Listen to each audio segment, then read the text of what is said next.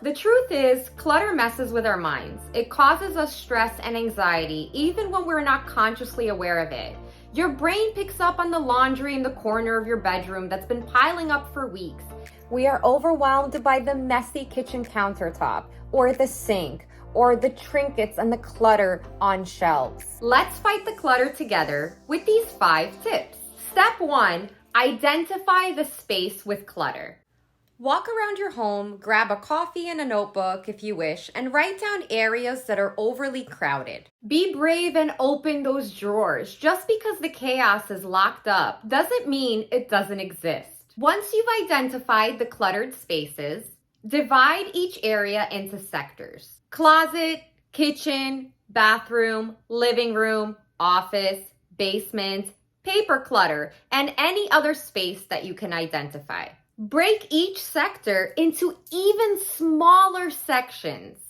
So for example, the bathroom. You can tackle the medicine cabinet, the cabinet underneath the sink, maybe the linen closet, bathroom toys, makeup, countertop. And in the kitchen, some sections can include the fridge, the freezer, the pantry, the stove, the drawers, the cabinets, or the appliances. You can even break things up into smaller sections. So things like containers, dish towels, condiments, plates, spoons. Create a system that works for you, that works for your lifestyle and your family. So for me, my kitchen is super, super tiny. So typically I don't have to really break it down into tiny sections. But again, if your space is larger and if there's a lot of things to declutter and it seems overwhelming, then breaking things down into smaller sections is much more effective and seems more achievable. Declutter sections daily.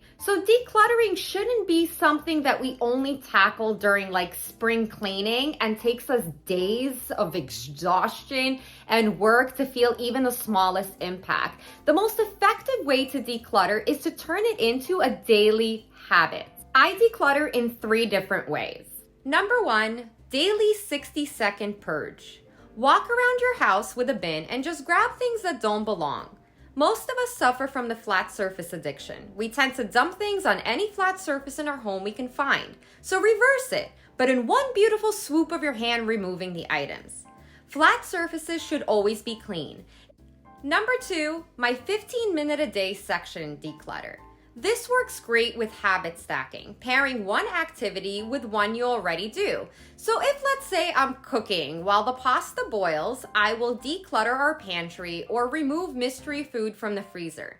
The point is not to go out of your way or inconvenience yourself, but rather make good use of your time in the space that you're in. As much as my home has very little clutter, people live here, so clutter will happen. And being a working mama, I don't always have time to address things like paper clutter, so I will dump it into a bin for later. Closets are also culprits of this. We tend to not realize how much clothing we accumulate. Next, choose a decluttering method that works for you, your home, and your lifestyle. Here are a few options, starting with my favorite, which is to start small. Especially if you're a beginner, begin with a small, manageable area or category like a drawer or a shelf. This is low overwhelm and helps to build decluttering momentum.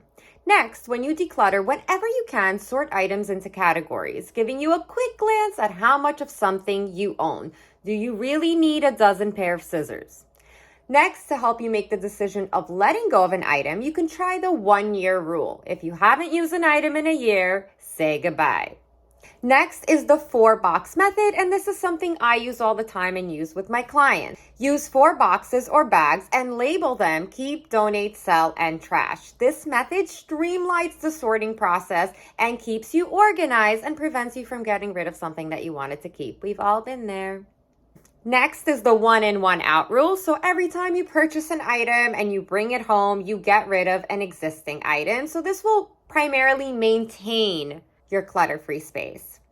Especially if you're a beginner just starting out, setting a timer works wonders. So spend only a dedicated amount of time decluttering, like 15 minutes or 30 minutes. This will prevent overwhelm and burnout. And finally, please, leave sentimental items for last. For what to declutter in each and every room of your home, you can grab my free Ultimate Mom's Decluttering Guide. I'll leave a link to it in the description box below. Thanks so much for watching. If you enjoyed my video, don't forget to hit the like button, subscribe to my channel, and turn on your notifications so you don't miss any of my weekly videos. As always, good luck on your decluttering journey, and remember to be good to yourselves.